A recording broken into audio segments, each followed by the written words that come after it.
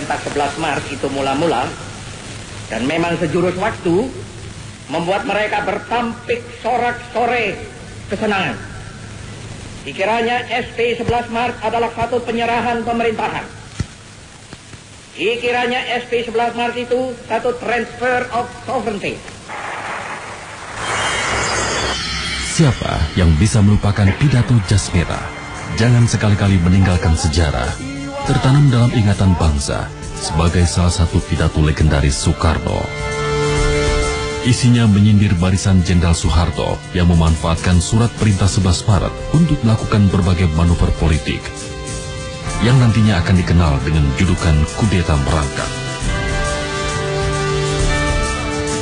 Atau pidato yang ini, kalau kata-kata saja tidak dapat menyehatkan jiwa yang keblinger, apa boleh buat? Suruhlah senjata berbicara satu bahasa yang lebih kuat lagi. Dan ini, revolusi Indonesia menuju kepada sosialisme. Revolusi Indonesia menuju kepada dunia baru tanpa eksploitasi de l'homme dan eksploitasi de nation par nation. pidato adalah salah satu warisan Soekarno dalam sejarah pergolakan negeri ini. Menyihir dengan karismanya, Bung Karno diakui sebagai seorang orator ulung. Kata-katanya tak sekedar provokatif membakar semangat. Ia seorang seniman di panggung pidato. Orator, inspirator, agitator.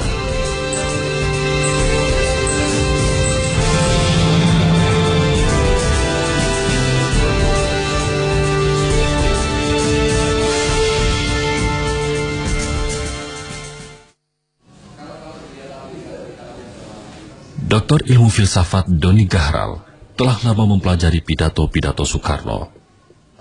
Lazimnya mereka yang pernah melihat atau mendengar pidato-pidato tersebut, ia terkesan kepada kepiawaian Soekarno sebagai orator. Dan walaupun tuan-tuan halangi dengan bom dan dinamit dan meriam yang berasal dari Australia, Amerika dan Inggris, kita akan merdeka. Kita tentu merdeka. Kita pasti merdeka sebagai matahari terbit di hari besok. Janganlah tuan-tuan mencoba memikat hati kami dengan kata-kata. Sebab bangsa yang telah gandrung kemerdekaan tak dapat dipikat oleh kata-kata lagi. Faktor penentu adalah karisma Bung Karno sendiri. Jadi intonasi yang sama, gaya bahasa yang sama kalau disampaikan oleh bukan Bung Karno berbeda. Gitu. Ya. Bung Karno dia memang secara personal punya daya tarik tertentu yang tidak ditemui oleh sembarang orang atau tidak temui di sembarang orang. Bung Karno punya karisma itu, ya. Nah, itu kemudian ditambah lagi dengan tadi teknik-teknik pidatonya yang luar biasa. Jadi sesuatu yang memang sudah terberi dalam Bung Karno, karismanya, ditambah kemampuannya orator, kemampuannya berpidato, itu menjadikan dia sosok yang luar biasa. Itu dia waktu itu istri saya yang cerita. Jadi si Mbok Parto ini setiap pagi itu kalau tanggal 17 Agustus sudah nggak mau apa-apa lagi, nggak mau ke pasar, berangkat aja dia. Berangkat ke lapangan Ikada itu mendengarkan, nanti siang pulang. Cuma mendengarkan aja. Dan itu pengagum. Sukoco Cokroatmojo juga menjadi saksi kedahsyatan Soekarno di mimbar pidato. Veteran pejuang kemerdekaan ini melihat langsung kemampuan Soekarno untuk menyihir massa dengan kata-kata.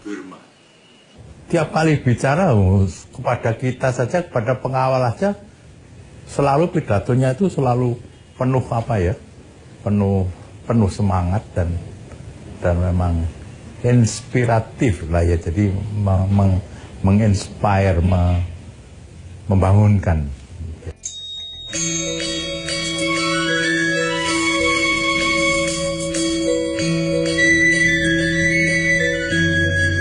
Soekarno kecil tak menunjukkan gelagat sebagai orator ulung. 6 Juni 1901 di Jawa Timur, Soekarno semula diberi nama Kusno. Tapi karena lemah dan sakit-sakitan, di usia 5 tahun, namanya diubah menjadi Soekarno, yang diambil dari nama Panglima Perang Karno dalam kisah Mahabharata. Dan nama itu seolah menjadi doa yang terwujud. Kita tahu Soekarno itu hidup dengan dunia wayang ya. Dia dari kecil itu emang sudah disuguhi pertunjukan-pertunjukan wayang. Makanya ketika dia kecil itu, makanya kalau kita lihat sering dalam pidato-pidato Soekarno sering mengatakan, tidak dia mengatakan, menceritakan tentang dunia wayang. Jadi saya mau beri nama pertama dengan perkataan Nawa. Nawa apa? Ya karena saya tulis, saya mau beri nama Aksara. Terus Nawa Aksara, atau disingkatkan Nawak. Pidato Nawaksara ini disampaikan dalam sidang umum keempat MPRS pada Juni 1966 sebagai pertanggungjawaban atas peristiwa gerakan 30 September 65. Pertanggungjawaban ini ditolak dan MPRS memberhentikan Soekarno sebagai presiden. Seperti pada masa-masa genting sebelumnya, unsur dramaturgi pewayangan begitu melekat bingkai pemikiran Soekarno. Lalu dari mana Soekarno belajar pidato? Raya, serta ditambah kesempatan bagi penduduk di sana untuk ikut campur mengambil bagian di dalam pemerintahan negeri. Beliau memang muridnya Pak Cokro Aminoto. Murid Pak Cokro Aminoto itu banyak. Muso juga muridnya Pak Cokro Aminoto salah satu. Pak Cokro seorang orator, jadi ya jangan heran kalau muridnya juga terinspirasi, karena Bung Karno berguru pada Pak Cokro itu di awal-awal yang sangat muda, belas-belasan, mungkin 17 atau bahkan agak di bawah lagi. Selain berguru pada Cokro Aminoto dan tokoh-tokoh Sarekat Islam lainnya, Soekarno juga menemukan sosok panutan pada Budi Utomo selama ia aktif dalam organisasi pemuda Young Java. Kemampuan Soekarno berpidato semakin terasah semasa kuliahnya di Teknis Hogeschool Bandung atau ITB kini. Ada cerita di mana dia sering sekali malam-malam di kamar kos-kosannya dia melatih ya, sehingga teman-temannya lalu terbangun dan melihat apa yang terjadi begitu. Karena dia memang melatih itu, dia tahu bahwa dia suatu ketika harus berbicara ke orang banyak ya, untuk kepentingan yang sangat penting gitu ya. Dengan berjalannya waktu, keterampilan Soekarno semakin terasah. Ia tak sekedar hadir di hadapan publik untuk menyampaikan pesan. Ia telah tampil bak seorang seniman. Mungkin nggak handsome, nggak seperti Justin Bieber gitu ya. Tapi gagahnya itu ya. Kemudian pakai topi yang miring itu pas banget.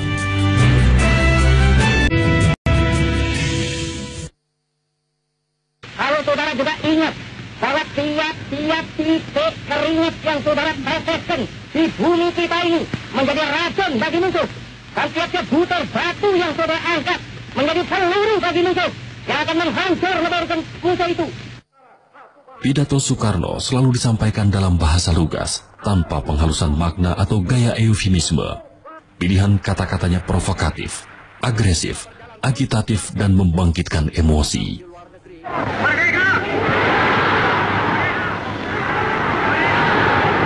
Diam. Diam. Ini hari aku telah menginjak lagi bumi Jakarta. Sudah hampir 4 tahun lamanya saya tidak bersuara. 4 kali 365 hari saya berpisah dengan rakyat Jakarta, laksana rasanya seperti berpisah 40 tahun, saudara-saudara. Bahasa Bung Karno itu selalu sifatnya aktif, agresif, ofensif, ya. Rebut Irian Barat, gitu ya. Kemudian angkatan perang tidak berpolitik, itu agresif gitu.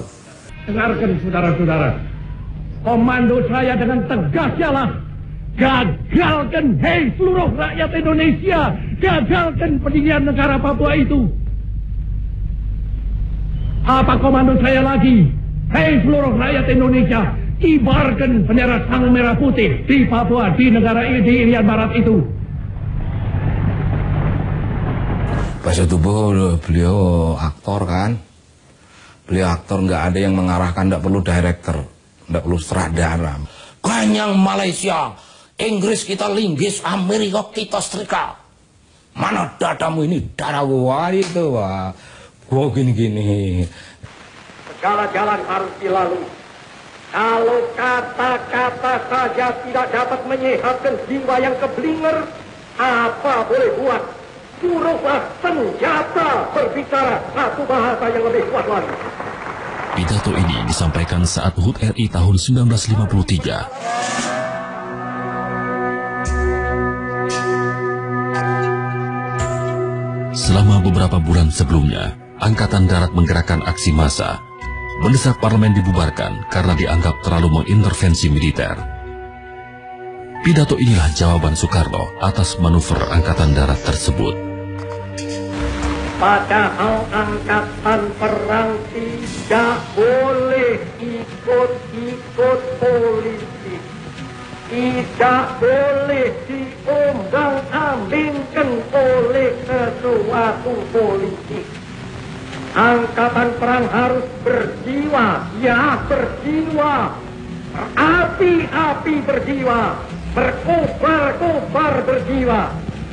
Tapi dia tidak boleh ikut-ikut politik. Namun bagi Soekarno, pidato bukan hanya sarana komunikasi. Pidato adalah seni panggung. Jadi kan dia bisa memainkan suaranya itu, cara pidatonya itu, dengan gerak tubuhnya, dengan wajahnya, dengan pakaiannya yang gagah gitu kan. Bung Karno gagah itu. Mungkin nggak handsome, nggak seperti Justin Bieber gitu ya. Tapi gagahnya itu ya. Kemudian pakai topi yang miring itu pas banget. Terus pakai pecinya itu, kacamata hitam. Kacamata hitamnya juga kalau dari zaman itu pun sudah dianggap kuno loh. Tapi di wajahnya itu pas banget. Sebagian besar yang berdiri tegak di atas manifesto politik. Seni pidato yang dilakoni Soekarno di zamannya dianggap mengena bagi rakyat Indonesia. Bahasa tutur yang digunakan Soekarno terbukti menjadi media